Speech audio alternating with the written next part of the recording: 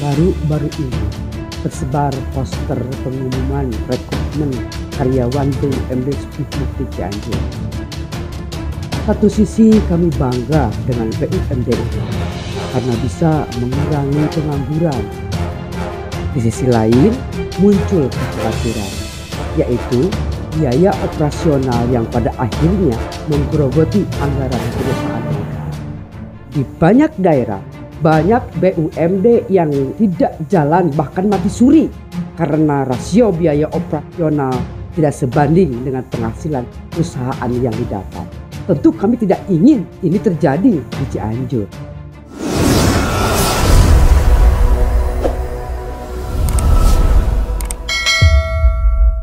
Sejak tanggal 2 Agustus 2021 tersebar di media sosial pengumuman rekrutmen karyawan Badan Usaha Milik Daerah atau BUMD Sukihmukti. Di antara posisi yang ditawarkan adalah kepala operasional, kepala penjualan dan pemasaran, kepala keuangan dan akuntansi serta tim asisten. Satu sisi saya bangga dengan BUMD Sukihmukti ini karena telah berkontribusi dalam program pengentasan pengangguran. Artinya minimal 4-6 orang pencari kerja tersalurkan. Mudah-mudahan semakin ke depan semakin berkembang dan membutuhkan tenaga kerja yang lebih banyak lagi. Yang harus kita ingat, BUMD ini baru didirikan dan belum terlihat memulai bisnisnya di mana.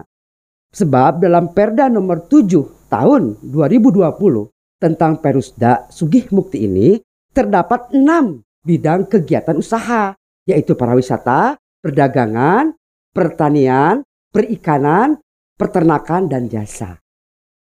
Menurut pasal 1 angka 12 Peraturan Pemerintah nomor 24 tahun 2018 tentang pelayanan perizinan berusaha terintegrasi secara elektronik, bahwa NIB adalah identitas pelaku usaha yang diterbitkan oleh Lembaga Online Single Submission atau OSS. Memang perusahaan yang tidak memiliki NIB tidak akan terkena sanksi, namun tidak akan mendapatkan kemudahan sebagaimana pelaku usaha yang memiliki NIB. Misalnya, jika ingin membuka rekening perusahaan di bank, di beberapa bank mensyaratkan perusahaan harus memiliki NIB jika ingin membuka rekening perusahaan.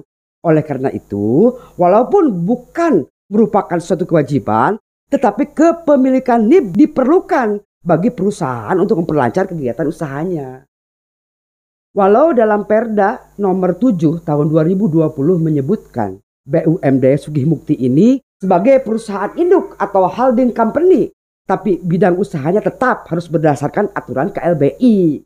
Untuk bidang lainnya baru dibentuk anak-anak perusahaan jika persyaratan untuk membuat anak perusahaannya sudah terpenuhi. Pada 17 Juli 2020, pada intinya menyebutkan BUMD Sukihmukti ini akan langsung menyerap produk hasil pertanian masyarakat Cianjur. Ya, nanti mulai BUMD atau melalui BUMDes, ya. Nanti ke depan akan guide melalui BUMD. Mudah-mudahan dengan seperti ini, ya potensi-potensi yang ada di Kabupaten Cianjur bisa berkembang. Tentu ini bagian dari rencana BUMD yang bagus. Namun tetapkan dulu KLB-nya. BUMD Sukihmukti ini akan bergerak di bidang apa? Kembali ke masalah rekrutmen karyawan. Ketika perusahaan daerah ini baru berdiri dan masih mencari jati diri, yaitu bergerak di bidang apa fokusnya, lebih baik jangan dulu melakukan rekrutmen karyawan di atas 2 orang. Cukup bagian umum dan humas saja. Sebab dengan menambah karyawan akan membebani operasional perusahaan yang dampaknya akan mengganggu penyertaan modal.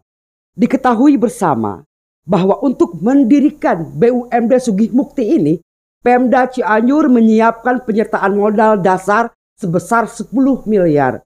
Sebagaimana tertuang dalam Perda nomor 7 tahun 2020.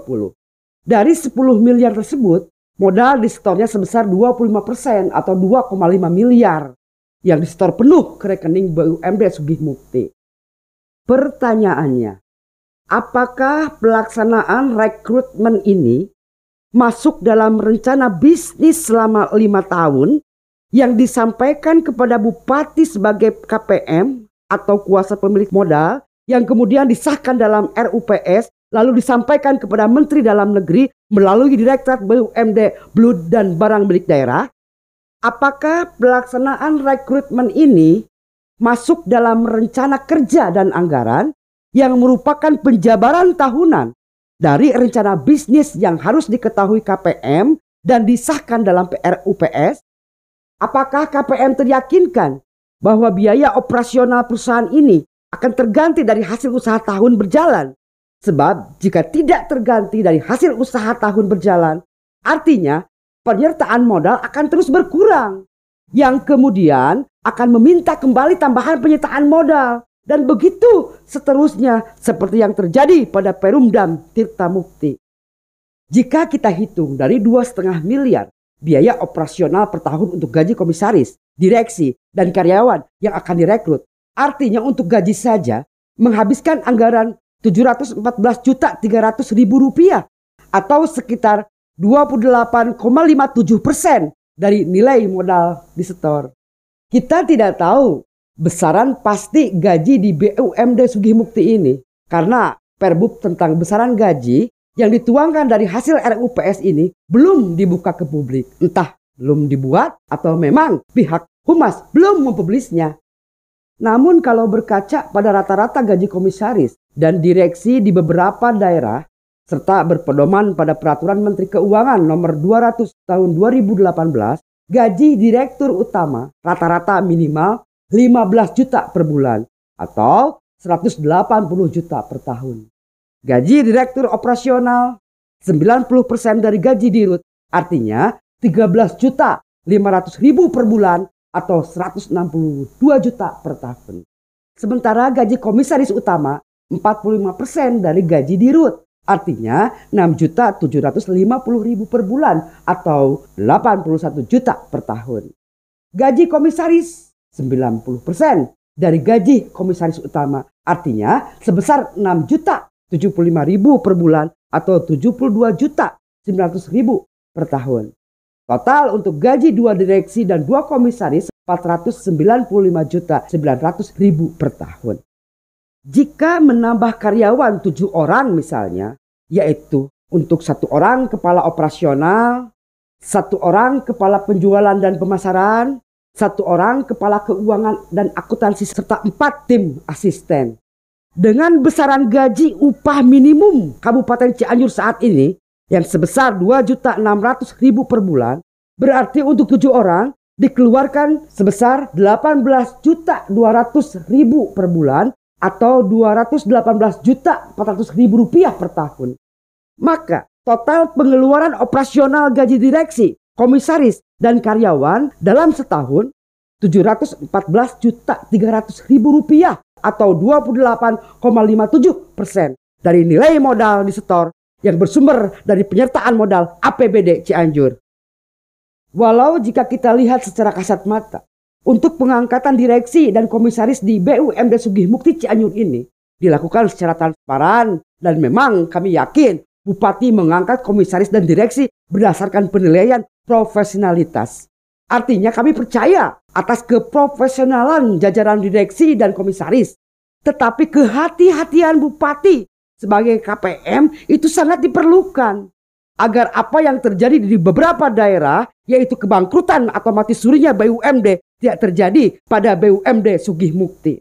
Pengawasan yang ketat juga perlu dilakukan DPRD sebagai representasi masyarakat agar duit rakyat yang dititipkan ke BUMD untuk dikelola benar-benar dijalankan dengan baik. Kami yakin jajaran direksi tidak akan sampai diberhentikan Bupati di tengah jalan karena terjadinya kerugian keuangan BUMD. Namun kami sebagai masyarakat juga berhak memberikan masukan kepada Bupati sebab yang digunakan saat ini sebagai modal dasarnya dari APBD yang notabene uang rakyat. Jadi kesimpulannya, direksi BUMD Sugihmukti jangan dulu merekrut karyawan lebih dari 2 orang karena akan menjadi beban operasional. Setelah nanti ada laba dari hasil usaha, baru dilakukan penambahan sesuai dengan kebutuhan dan kekuatan keuangan perusahaan. Kepada Pak Bupati agar lebih selektif dalam mengoreksi rencana bisnis dan rencana kerja jajaran direksi. sehingga hasilnya tidak terlalu melenceng dari rencana yang telah ditetapkan. Semoga apa yang direncanakan oleh Bupati, jajaran direksi dan komisaris BUMD Sugihmukti bisa tercapai dengan sukses tanpa ekses. Demikian masukan dari kami kepada Bupati Cianjur, DPRD Cianjur, dan jajaran komisaris dan direksi BUMD Sugihmukti ini kami sampaikan. Mohon maaf jika banyak kesalahan dan kekurangan. Wassalamualaikum warahmatullahi wabarakatuh.